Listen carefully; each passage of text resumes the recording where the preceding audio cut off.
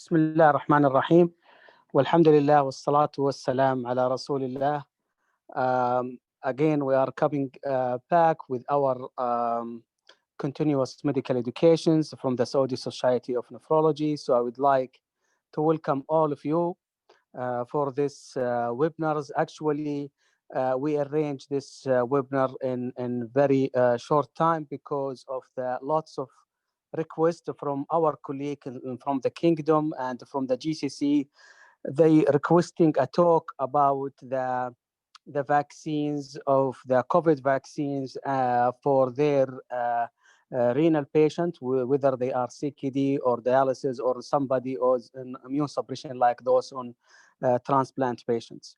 So with this lot of requests, actually, we arrange these webinars, and I would like actually to thank our speaker today, Professor Ahmed Al-Judea, of accepting to be a speaker, although with very short notice communication with him. Also, I would like to thank Dr. Abdullah Al-Higel, Professor Abdullah Al-Higel, our panelist or moderator today. So I will not take lots of time. I will give the mics to Professor Abdullah Al-Higel. The mics is yours, Dr. Abdullah. Assalamu alaikum. Thank you, Dr. Khalid. My name is Abdullah Al-Higel. I am a professor of medicine and infectious disease at Al Faisal University and consultant infectious disease at King Faisal Specialist Hospital and Research Center in Riyadh. It is with great pleasure actually to introduce our speaker, who is a colleague and a friend. I know him for years, and he's more than qualified to give a talk tonight about COVID-19 vaccine and kidney transplant.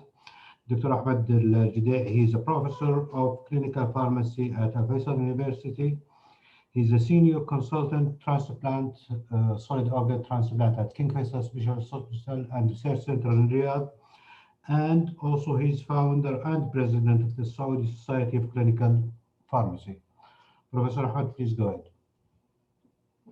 ahead. Thank you, Prof. Abdullah. I would like to thank the Saudi Society of Kidney Disease and Transplantation for their invitation to come today and discuss with my expert colleagues a very important topic and timely topic with regards to the use of vaccines in kidney disease patients and with different types of kidney disease. So without further ado, I would like just to disclose any conflict of interest. I don't have anything to disclose regarding this topic, but I will be discussing off-label use of medications as we are going to use or we discuss vaccines in kidney disease patients. So basically, these are the objectives of my talk. I'll be talking about the COVID-19 pandemic overview to review the overall impact of such a pandemic and focus on the Middle Eastern / GCC countries, and in particular, Saudi Arabia. Then I'll talk about COVID-19 and kidney diseases, and then talk about different types of COVID-19 vaccines, and focus on the only approved one in Saudi Arabia currently, the mRNA type vaccine from Pfizer-BioNTech. The first, to talk about such disease, we really need to review the overall impact of such a pandemic, which to my knowledge is the most impactful pandemic in our lifetime. Maybe since the Spanish flu in 1918, this is maybe the largest pandemic ever. This is a coronavirus type virus called SARS-CoV-2, and it belongs to the coronavirus, which is a large family of viruses that can cause different illnesses in animals and humans. So the COVID-19 was named by the WHO to standardize the naming of SARS-CoV infections, starting from the SARS-CoV-1, the MERS-CoV infection, and then the SARS-CoV-2, or known as the COVID-19 disease. So all countries without exception have been hit by such a pandemic. And many countries have initiated early measures to contain and mitigate this transmission, the transmission of such a pandemic, in order to reduce the impact of such an outbreak on healthcare systems. And this included many measures. We'll talk about a few of them. But there was an unprecedented effort to develop COVID-19 vaccines. And this may be the first of its kind effort where we have more than 80 vaccines in development for such a pandemic. More than 7 or 8 have reached phase 3 trials, and more than 3 have completed phase 3 trials with different pharmaceutical companies, academic researchers such as universities and research centers around the globe, government agencies, and support from non-profit organizations in different countries.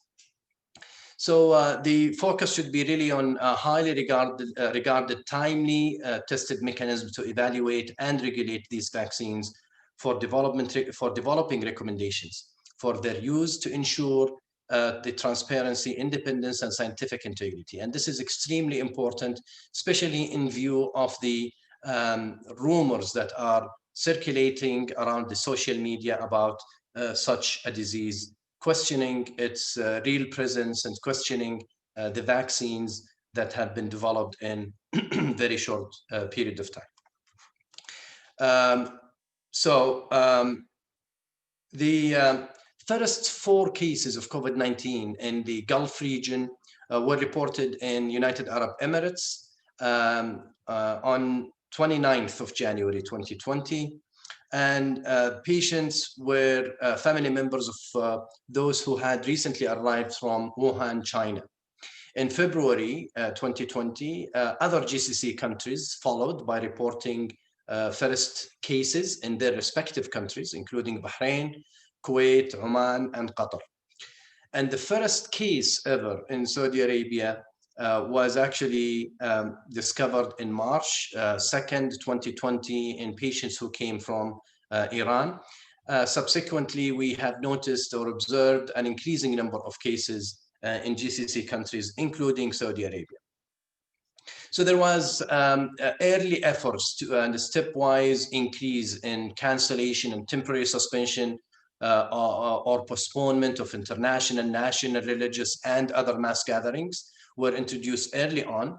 And currently, COVID-19 management is considered primarily supportive, with very few treatment agents that have been shown to decrease mortality, as most of you know.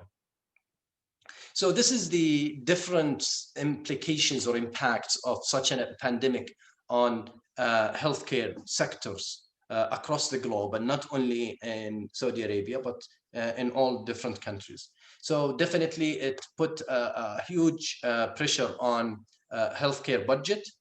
As you all know, with the all the necessary needs for medical supplies, medications, quarantines, treatment, acute care management, and many others.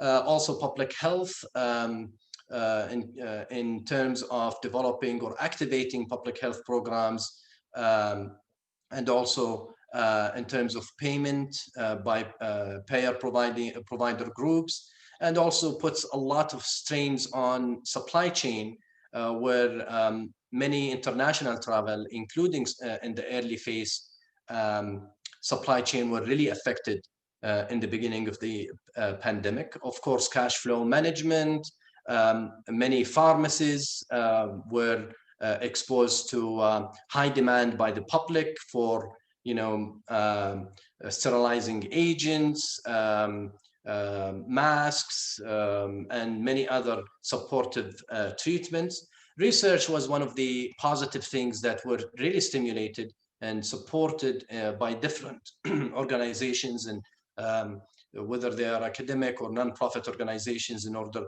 to understand more about the pandemic and develop the vaccines eventually. Of course, healthcare practitioners, huge demand on all healthcare practitioners without an exception, but especially nurses and doctors. And also patient engagements in terms of this is not like any other disease. Everybody was following the news. Everybody was following the number of cases, daily cases announced by the governments, the number of the mortality cases, the number of critical cases. So there were actually many engagements from the public and patients as well. So I'm not going to spend much time here, but just to give you an overview on the impact that this pandemic made on different levels of healthcare value chain, including manufacturers, distributors, pharmacies, patients, payers, and providers. And as you can see, there were many restrictions in terms of for example, face-to-face engagements with patients and colleagues, and suboptimal medication education activities in the beginning, and which was actually recovered after a few months from the beginning of the pandemic. Also, it decreased the flow of patients in the outpatients, because many outpatients were closed and switched to virtual care. However, it actually increased the demand on critical care patients, while critical care areas were flooded with patients. And I'm talking about the global overview, not only in Saudi Arabia. Of course, payers were affected as well, because all of these measures needed budgets and cash flow in order to improve the overall precautionary measures, quarantines, and also diagnostic ability, and also building capabilities in terms of managing such patients. So in terms of the service delivery, these are some statistics. There was about 70% less visits to primary healthcare centers in the GCC countries. However, there was an impact on oncology treatment cycles and also cardiovascular patients, where many cardiovascular patients were afraid to go to healthcare institutions in order to get treated. Some of them needed interventions such as PCIs, stenting, or sometimes even open heart surgeries. There were also 10 million children affected by missing some vaccinations, such as polio and measles vaccinations in the world. And this, of course, will lead to negative impact on immunization rates. And we really need to play a catch-up game after we, inshallah, recover from this pandemic. And also it affected the overall health outcomes in very sick patients, such as oncology and cardiovascular patients. At the same time, it affected the workforce, where we really needed more nurses and more physicians to take care of the flood of patients. And also it affected the health products in terms of medical supplies, PPEs. We had shortages in the beginning. Some of the medications were understocked, and we really need to work fast in order to rectify the situation. It also affected the information systems by increasing the adoption of telehealth. As you all know, and this is a living example, now we have more webinars, more interactions. Our daily meetings are conducted through video conferencing, and also patient monitoring, including remote monitoring, tele-ICU and telehealth, and also the adoption of artificial intelligence in GCC countries. Financing, we talked about it, and also governance. There were very important aspects of governance that really needed to be implemented in terms of managing this pandemic on a national level, rather than providing a segmented or segregated type of healthcare delivery. So the Ministry of Health in Saudi Arabia was up to the challenge from the beginning of the pandemic, where they developed a live COVID-19 dashboard that shows the number of active cases, the number of new cases or recovered cases, the total number of confirmed cases, mortality, ICU and critical care patients, the number of tests done, and so on, which is very helpful in improving the transparency between the government and the public. This has resulted that with the exception of Saudi Arabia and UAE, most Middle Eastern regions were barely meeting the minimum requirements to be prepared to handle such a pandemic, while Saudi Arabia and United Arab Emirates were among the top 10 countries in terms of preparation and also in terms of ranking, such as the safety ranking, COVID-19 safety ranking, COVID-19 regional resilience, and COVID-19 emergency preparedness. So switching gears to COVID-19 and kidney disease, I'm talking to mostly patients or healthcare professionals interested in kidney disease. So these might seem to be intuitive to all of you, but I would like to focus on the most important thing in terms of risk factors for the kidney disease, that includes diabetes, hypertension, coronary artery disease, obesity, and family history. And all of these are prevalent, unfortunately, in the GCC, without an exception, mostly diabetes and obesity being the highly prevalent diseases. But remember that chronic kidney disease affects about 10% of the world population, and it's expected to grow by 6% annually between 2018 and 2025. In the United States only, there were about 37 million adults are estimated to have CKD, and 1 in 3 adults in the US is at risk for CKD. So when it comes to patients with kidney disease, they appear to have a higher risk of COVID-19 infection as well as complications. So those patients who appear most at risk, I'm talking about the kidney disease patients who appear most at risk for COVID-19 are those with kidney transplant, immunosuppression, comorbidities, and those who undergo in-center hemodialysis, where they interact with on weekly basis, sometimes 3 times a week, with healthcare providers as well as other patients. And these factors contribute significantly to poor outcomes when it comes to COVID-19. So despite the strict protocols to minimize infection, end-stage renal disease patients remain at higher risk of inadvertent transmission between patients and from staff, to or from staff. And the case mortality rate in these patient population is similarly to the residents in long-term care facilities, ranging between 20 to 25%. Not only this, but those who are undergoing maintenance hemodialysis are extremely vulnerable to the effects of infections with SARS-CoV-2 infection and COVID-19 associated mortality, reaching to about 20% compared to the general public.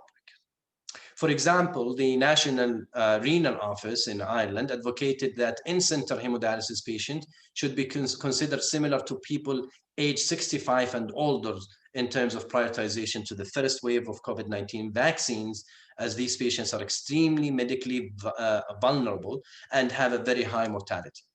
I'm going to share with you a case study in Ireland, for example, where the COVID-19 epidemiology in end-stage renal disease in Ireland appears to be significantly lower than that in other countries. However, despite the government implemented national lockdown in the early March, end-stage renal disease patient developed COVID-19 infections continued to increase by approximately 20 patients per week throughout March and early April. Not only this, but the risk of COVID-19 infections in end-stage renal disease remained very high. A total of 41 patients died, and this is published in late of 2020, with patients with 34 patients in wave 1 and 7 patients in wave 2. The impact of COVID-19 on the transplant activity, and this is the same case study in Ireland, the COVID-19 has significantly impacted transplant activity, where lower transplant rates were affected or in the first 3 months of the pandemic. And the total number of patients living with a kidney transplant has remained static throughout 2020. But the preliminary data indicated that the number of patients who have had COVID-19 infection have gone on to develop end-stage renal disease as well.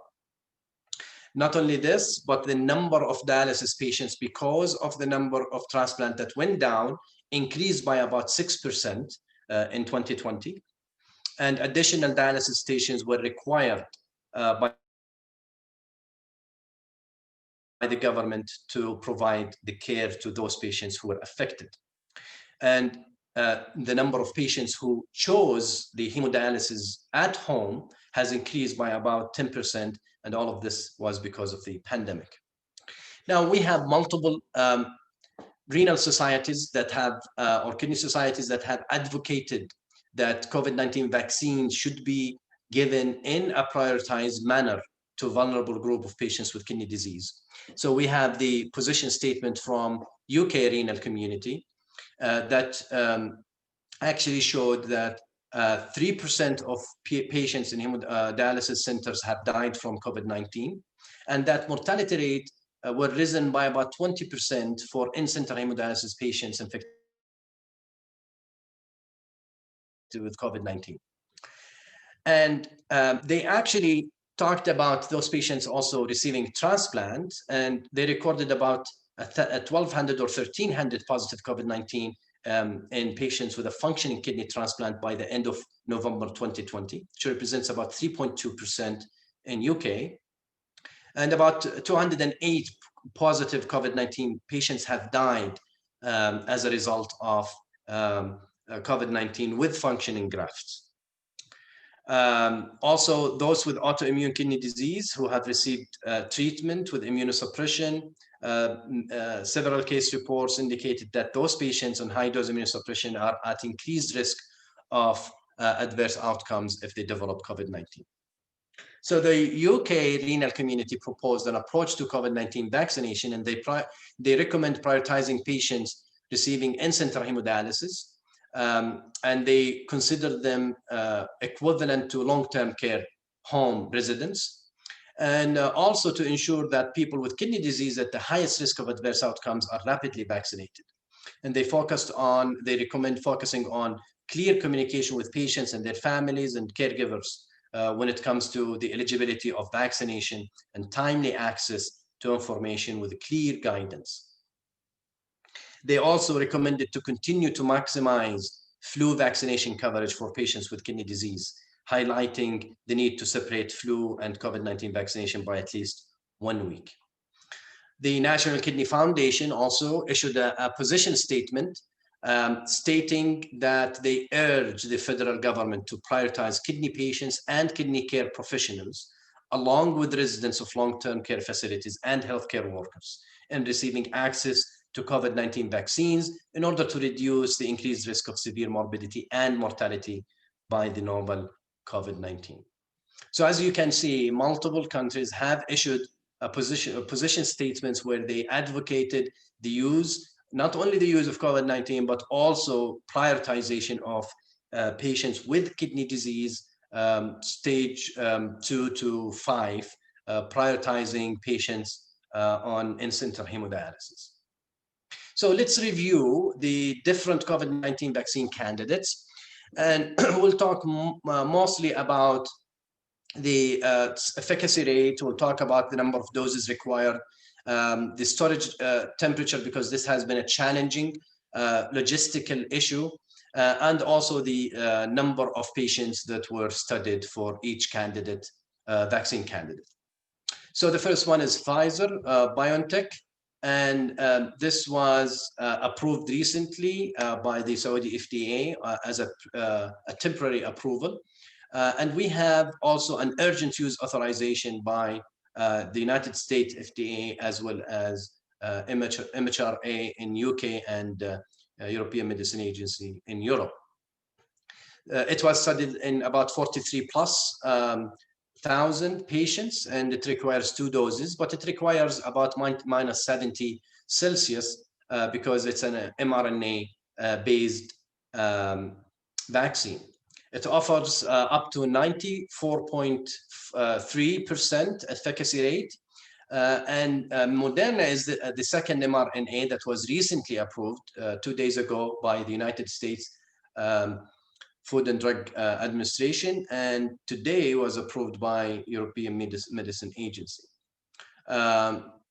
It's also an mRNA based. It was studied in about 30,000 patients. It requires also 2 doses, but it requires, this is not right, it requires a -20 Celsius storage conditions with an efficacy reaching 95%. AstraZeneca or Oxford vaccine was studied in about 65,000 patients. It requires 2. It's a vector-based, adenovirus vector-based vaccine. It offers an efficacy rate between 60 to 84, depending on whether you get a full dose in the first dose and second dose, or whether you separate the dose by more than 4 weeks. But it requires only a storage condition between 2 to 8. Novavax is the same thing. Johnson & Johnson is a protein type vaccine. It requires only 1 dose, but we still don't have the efficacy and safety results from the phase 3 clinical trial, and it's expected to be published initially, at least, in February or early March. It's being studied in 60,000 patients as well. Sinovac is a Chinese vaccine that uses a virus, an inactivated virus. Same thing, it requires 2 doses. Gamaleya is the Russian vaccine from Sputnik. It's an adenovirus vector vaccine. And then CanSino is another Chinese military that was approved early on by Chinese government to be given to military people. It requires only 1 dose, but we don't have data on the Gamaleya, Sinovac, and CanSino. Sinopharm is another Chinese that is a vector-based as well, and hopefully we will see the final data showing an efficacy of 86% very soon. These are different types in terms of the type of the vaccine. I'm not gonna go over them. We'll refer you to a recent review that we published recently on different types of vaccines and the impact of COVID-19 vaccination in Saudi Arabia in particular. So we have different types, the attenuated virus vaccines, and we have multiple companies working on such vaccine candidates. We have the viral vector vaccines, and as we showed before, we have the Gamaleya and we have the AstraZeneca. We have the RNA-based, Moderna and Pfizer, and there are others as well. And then we have the DNA-based vaccine in terms of different also sponsoring companies, but the phase 3 trials have not started yet. And then finally, we have the protein vaccines.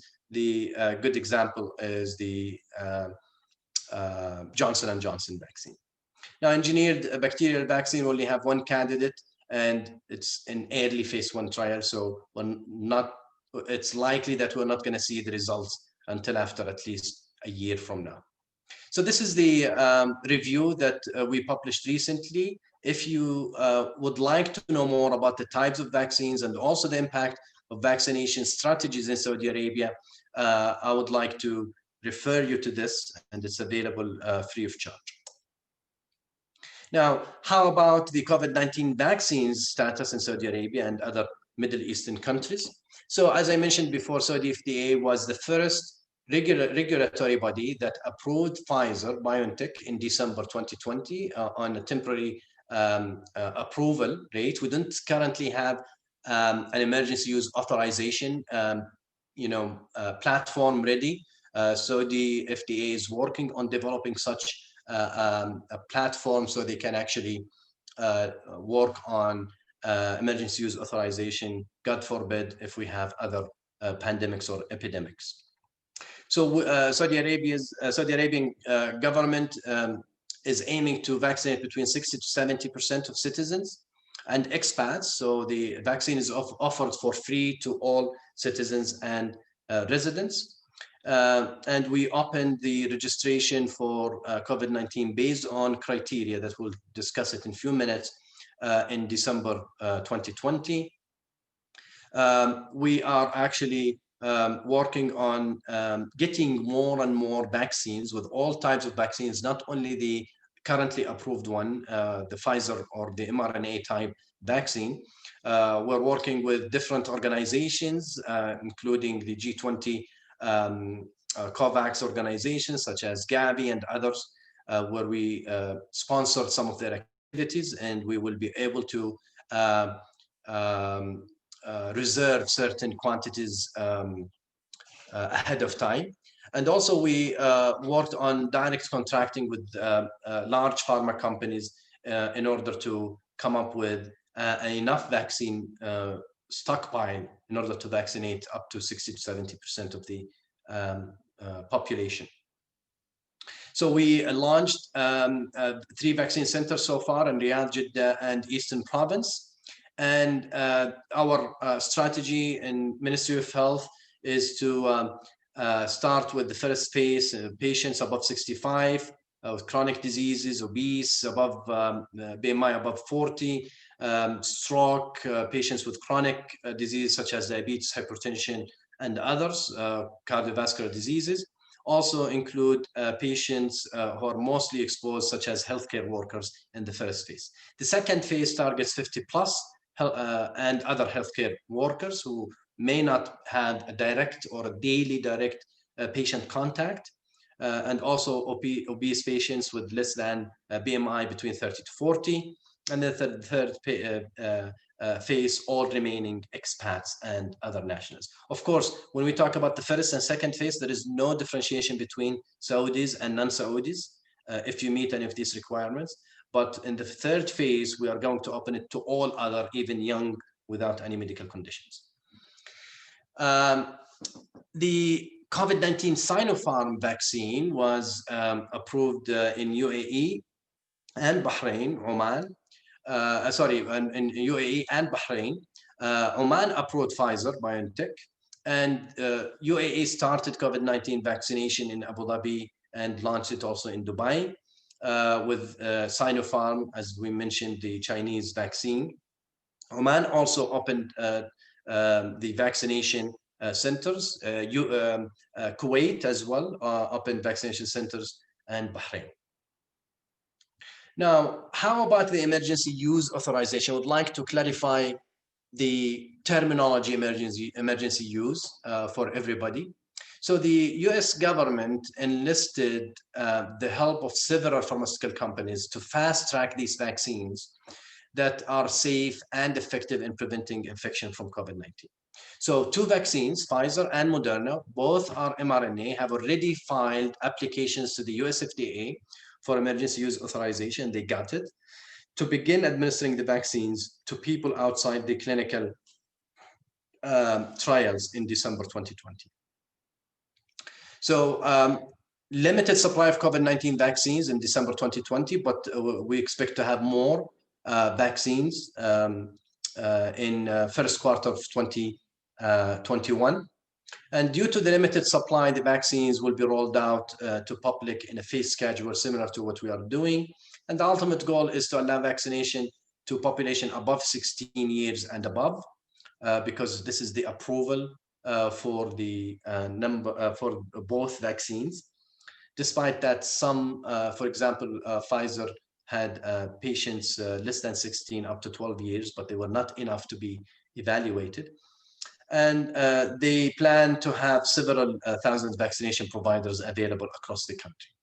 So when we talk about emergency use authorization, I'm going to talk about Pfizer BioNTech COVID vaccine. It's not the regular approval that requires, it's very similar in terms of the review of the safety and efficacy, but because the duration of follow-up is not enough, similar to other clinical trials, especially when it comes to vaccines where you require a longer period of time in order to assure the safety and efficacy in particular. So far, we do not know how long this protection in terms of neutralizing antibodies is gonna last. We believe that it's gonna last for about 4 months at least, and optimistically up to 1 year.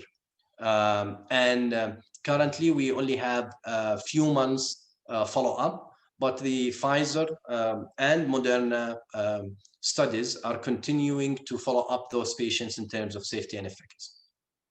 So let's talk about the Pfizer-BioNTech COVID-19 vaccines that received the emergency use authorization by the US FDA. It's actually an mRNA-based vaccine, and when we say mRNA, it's an encoding of the genetic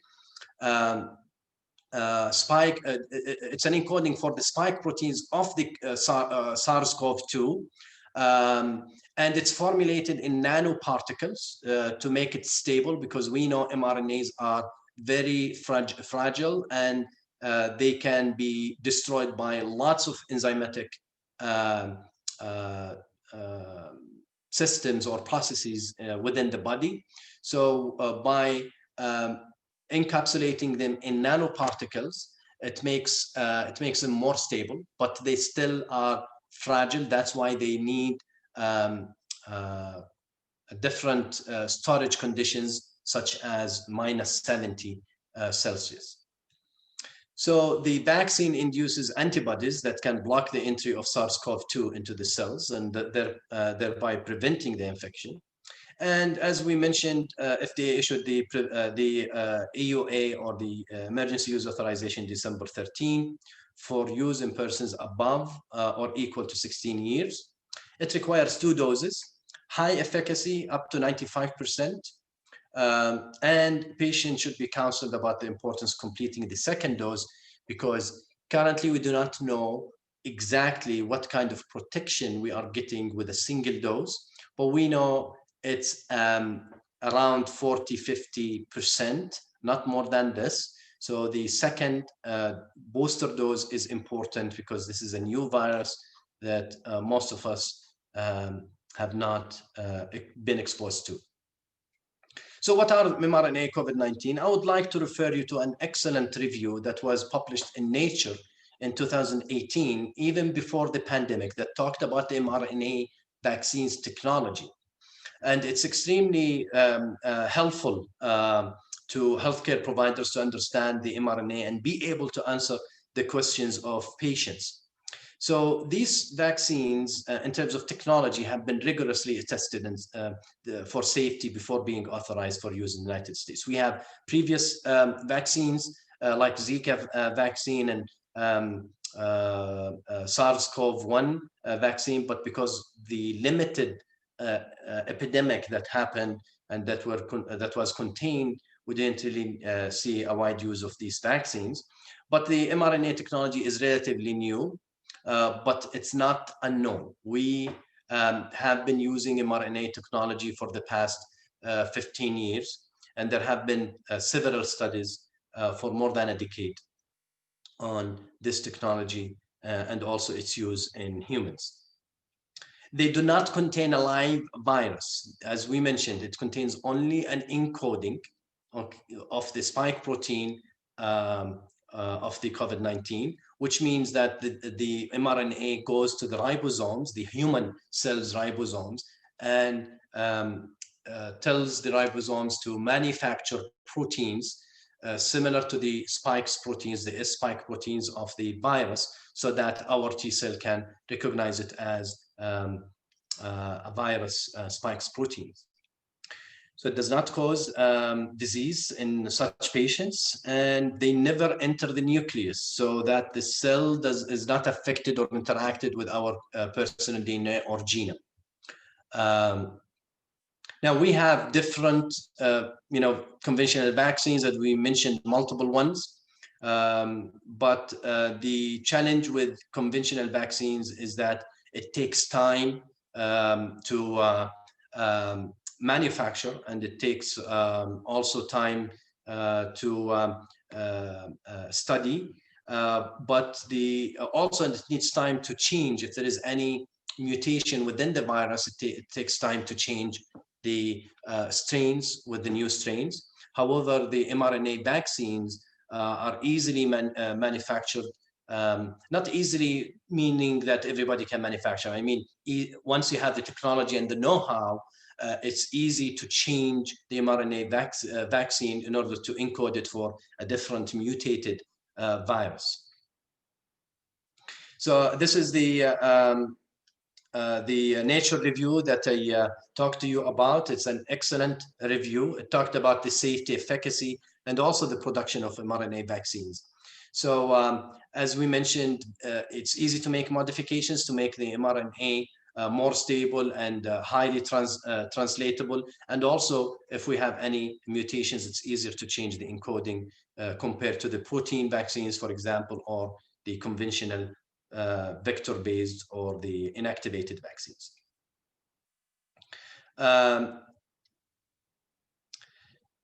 How is the vaccine administered? As mentioned, 2 doses, and we have to allow about 17 to 21 days grace period, with a 4 days grace period, but a 17 to 21 days difference between the first and the second dose. If we pass the 21 days, we have to give it as soon as possible, but we should not repeat the first dose. Both doses are necessary for protection. The efficacy of the single dose has not been systematically evaluated.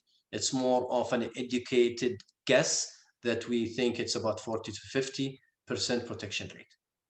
I'm going to show you the study that talked about and review it with you in a few minutes.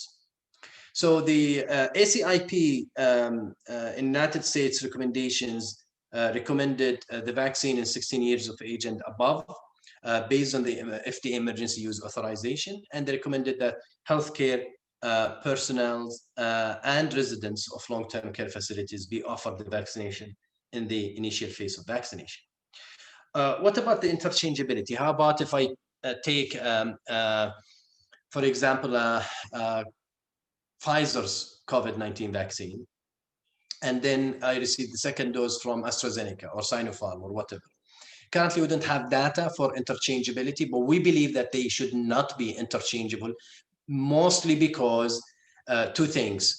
One is that the mechanism of inducing these antibodies is different, so as if you are giving a single dose of each. The second is, even if we use the same vaccine with the same technology, let's say Pfizer versus Moderna. So if I take Pfizer's first dose and Moderna second dose, the amino acid sequence of the or nucleotide, sorry, the nucleotide sequence of the mRNA is different between both.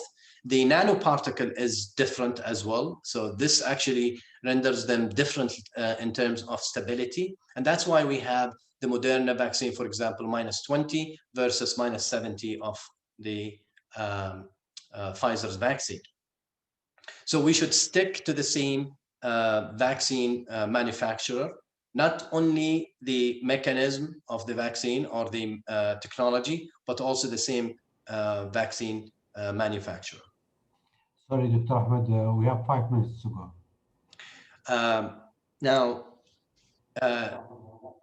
Sure, thank you. So in terms of co-administration, it should be between 7 to 14 days separated from other vaccines. And the reason for this, it's not really efficacy, it's more of safety, because we'd like to know if there is any side effects from the vaccine that was administered first. It would show within 1 to 2 weeks rather than mixing it up with the other vaccine. Now, how about patients with known or current history of SARS-CoV-2 infection? The recommendation currently is that these patients need to be vaccinated. These patients need to be vaccinated if they have been exposed to the virus more than 3 months. And this is actually based on several patients who are enrolled in phase 2 and phase 3 clinical trials. Now, if the patient has acute illness, similar to many other vaccines, should be deferred until the acute illness resolves. This is the study that was published in Lancet, and this is, in New England Journal of Medicine for the Pfizer BioNTech. The Lancet paper was the AstraZeneca and Oxford vaccine. So basically, it was a 1-to-1 ratio stratification of patients 16 years and above. It was a multinational placebo control and observer blinded pivotal trial. And it's randomly assigned patients into 1-to-1 with 2 doses to receive 2 doses 21 days apart, or either placebo. They actually delivered the vaccine, as we mentioned, the lipid nanoparticle formulated, and the primary endpoint were efficacy of the vaccine against laboratory confirmed COVID-19 and also safety. A total of 43,000+ patients underwent randomization, and about 43,500 patients received the injection, 21,000 in each group, and there were 8 cases with COVID-19 with the onset at least 7 days after the second dose. The primary endpoint was assessed 7 days after the second dose. And there was about, as mentioned, 8 cases who received the vaccine, and 162 cases among patients who were assigned to placebo. And it was shown that it's effective, about 95% effective in preventing COVID-19 disease. And it's very important to clarify this. It is important. The study looked at the it looked at the infection itself and the disease. So you still can get in Pfizer's study, they didn't really assess the difference between the confirmed cases versus the placebo, but they assess the disease itself. And there was a significant reduction, definitely, across all subgroups. However, with Moderna study, they looked at this. So they tested actually patients on different intervals. And they also established that the risk of acquiring the infection is less, but there. So there is still a risk of acquiring the infection with the vaccine, but developing a milder illness compared to the placebo patients. Not only this, it also, we have the study showed that 9 patients died of COVID-19. 9 patients had severe COVID-19, and some of them died, and only 1 patient had severe COVID-19 in the vaccine group, and he did not die. So they concluded that this vaccine offers a 95% protection against COVID-19. Multiple quick things about pregnant and breastfeeding, lactating women. It should not be given because we don't have data so far in both pregnant and breastfeeding. This is very important because it relates to transplant patients, the immunocompromised population. Currently, we do not have data on those patients. We know from previous vaccines that those patients on immunosuppression who received either anti-T cell therapy or anti-T and B cell therapy might have lower response in terms of mounting a response in terms of antibodies or B cell activity, generating neutralizing antibodies enough to be considered neutralizing to the virus. So we know this from previous vaccines, and that's why we recommend always to vaccinate the patients before they get transplanted. And those patients who receive anti-B or anti-T cell therapy, they also have dysfunctional T cells and dysfunctional B cells. So we do not really know the efficacy point of view as of now. However, in terms of safety also, we don't have any data in terms of safety. Those patients have, as I mentioned before, dysfunctional T cells, and their response in terms of allosensitization is different than patients who are not immunosuppressed. So we don't know if this vaccine is safe and effective in such patients. However, what we recommend is those patients who are receiving highly immunogenic organs such as lung, small bowel, kidneys, and pancreas to wait until more data is available. And those patients who are on minimal immunosuppression, receiving liver organ, which is an immunomodulating disease, organ, we recommend that they receive the vaccine if the risk of being exposed to the virus outweighs the benefit, or if the benefit outweighs the risk, especially in high-risk patients. I would like to stop here. Thank you very much, and I would be happy to answer any questions. Thank you very much, Professor Ahmed. As usual, it is in-depth, detailed, fully scientific presentation. And before we open the floor for questions, I just want, please, to highlight, because I'm sure a lot of the audience would like to know, what are the criteria for somebody who's in dialysis, somebody fresh transplant, and somebody post-transplant? What are the criteria for vaccinating those three groups, please? Okay, so those on dialysis, the recommendation, even though we don't have enough data, by the way, but those on dialysis should receive the vaccine, should be prioritized because they are at high risk of contracting the virus, number one. Number two, we know that the mortality is higher. Number three, we know that the morbidity is higher in such patients.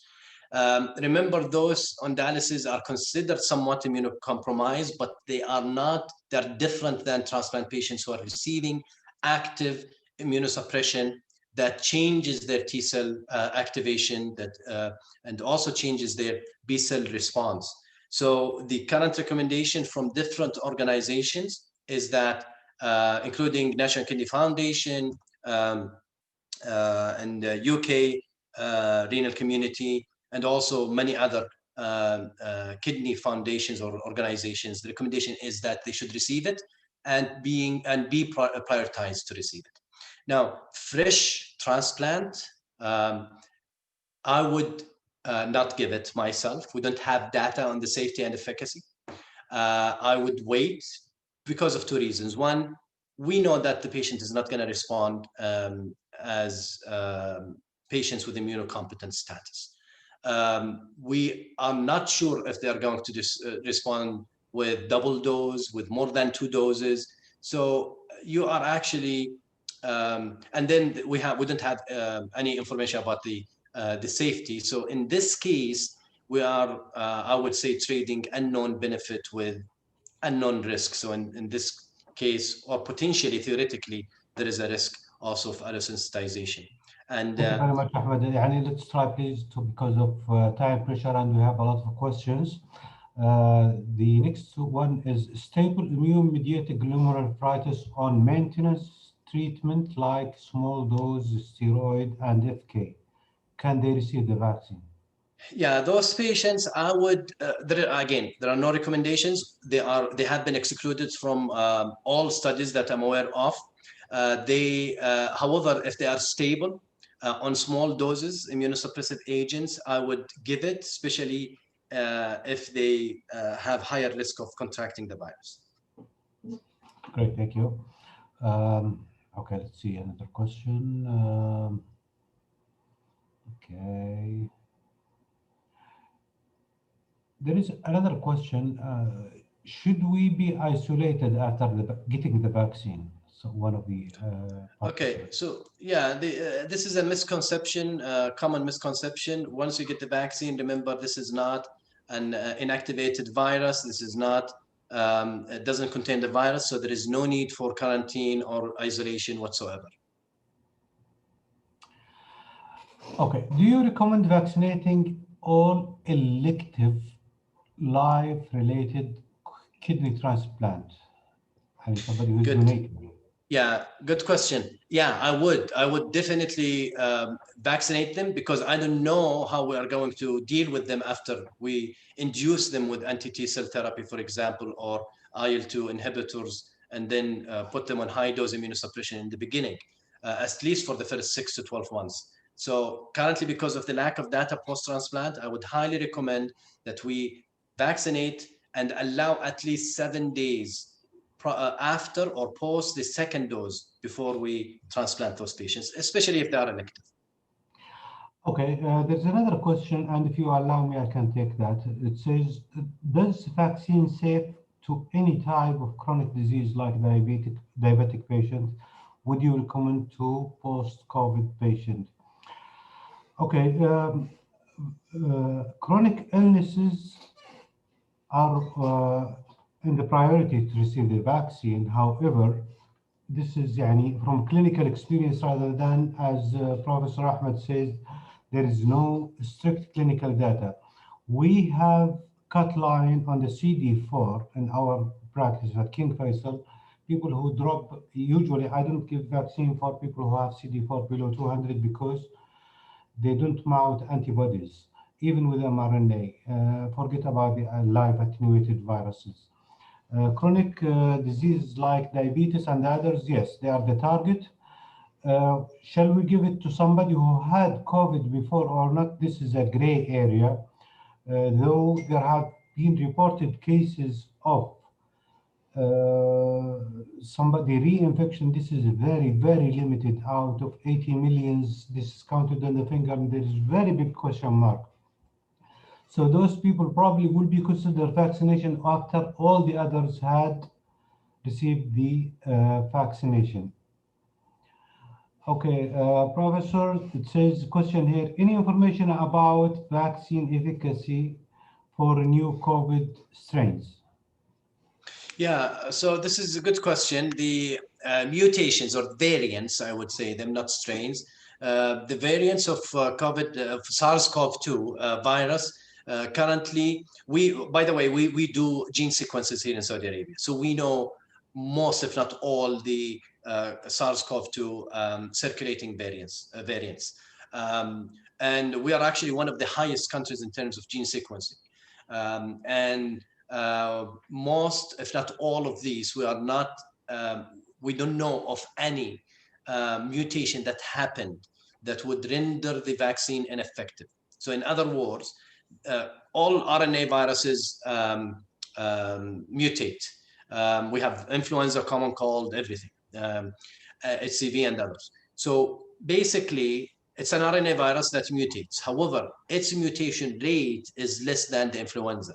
And we know that COVID, SARS-CoV-2 virus does not mutate rapidly as similar to other RNA viruses. So in order to see a huge change in the spike proteins, which are the targets for the vaccine or for the antibody generation, in order to make a huge mutation or lots of mutations to change the S protein, spikes proteins, you really need to have huge number of mutations, and this is not happening. Interrupt you because we have a lot of questions, so please, we try to make it snappy, as they say. Is it recommended to take the vaccine for those who have congenital kidney defect? Well, it depends on what type of disease they're talking about and their stage, CKD staging. So for pediatrics, for example, we don't have any data. It's not recommended. For adults, if they have chronic kidney disease, stage 2, 3, 4, and 5, it is recommended. Okay, great. Thank you very much. Next question, I'm trying to help. I know you've been stretched over 1 hour. There's a question that says that some of my friends, after they received the COVID-19 vaccine, after a day or two, they had symptoms of palpitation, headache, body pain, and these things, sweating, and so on.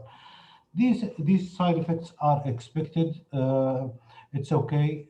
All the information so far available about these vaccines are very safe, whether it is the mRNA and those out of the, not in Saudi Arabia, using attenuated virus. Again, it is very safe so far. Probably most of these side effects are not related to the vaccine itself. Okay.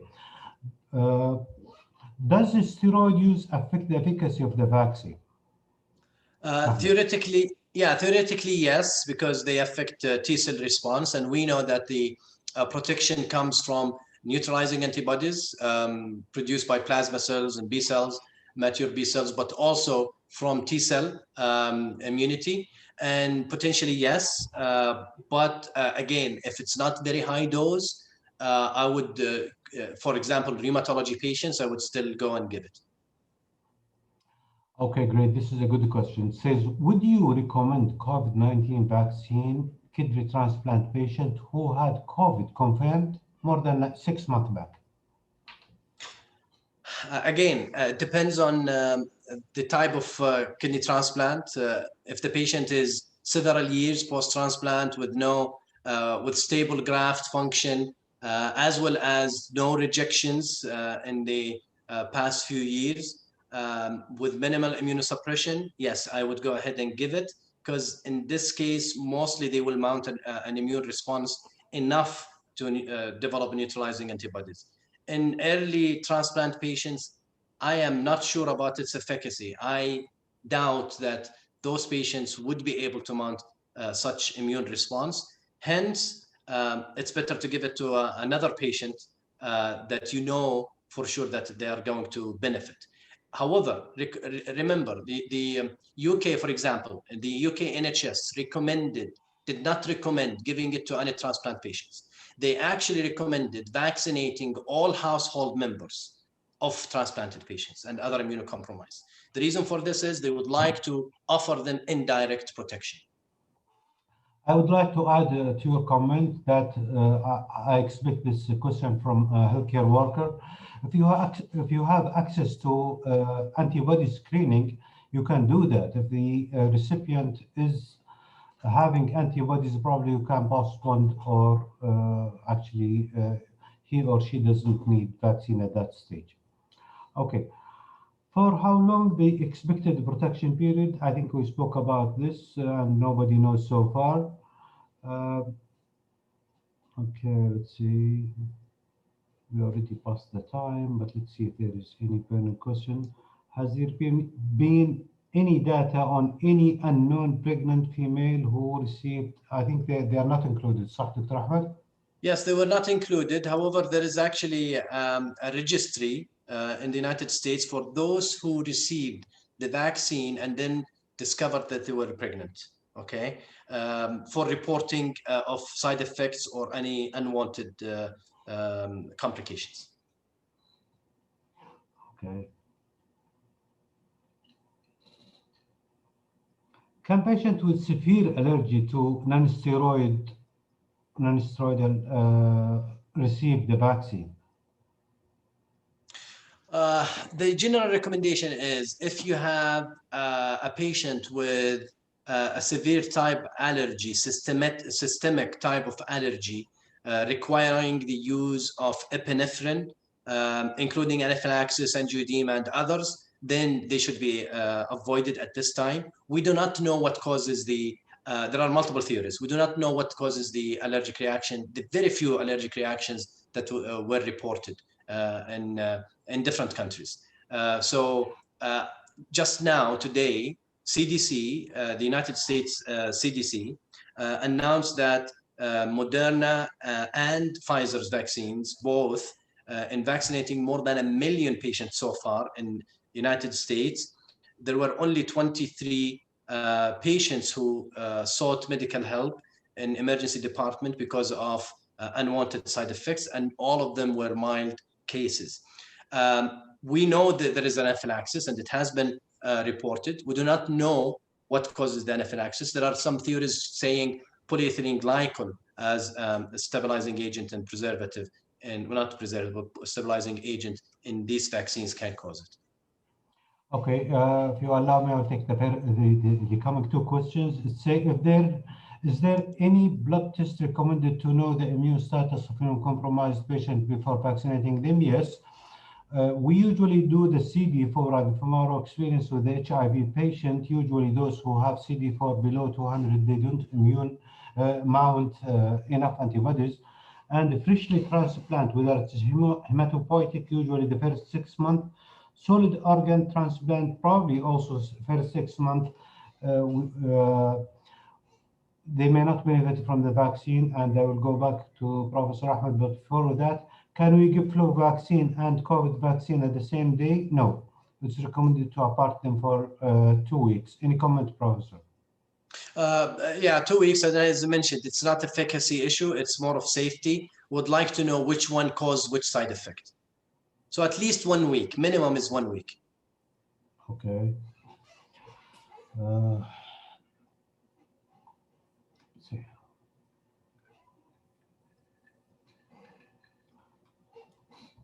We're having some technical difficulties here. Okay.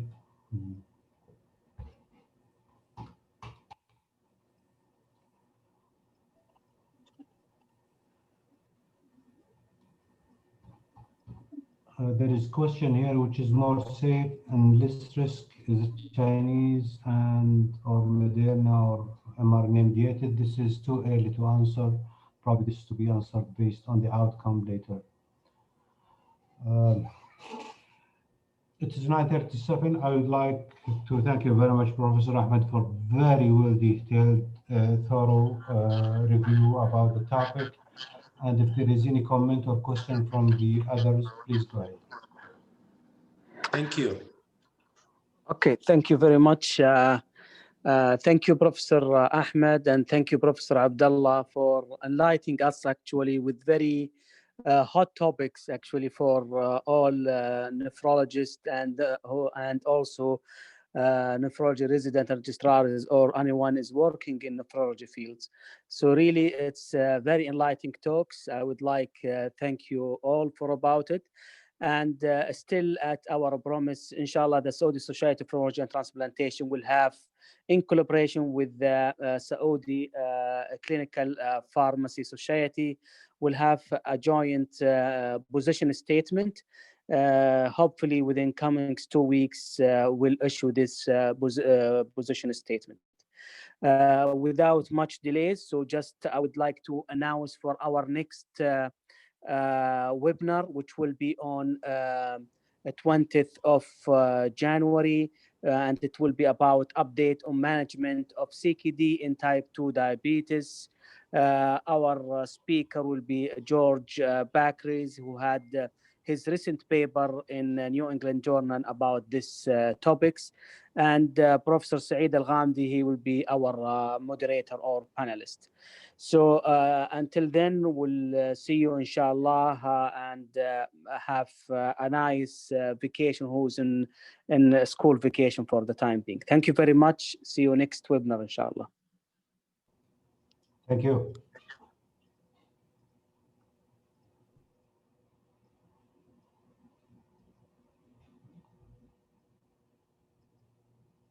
Yes.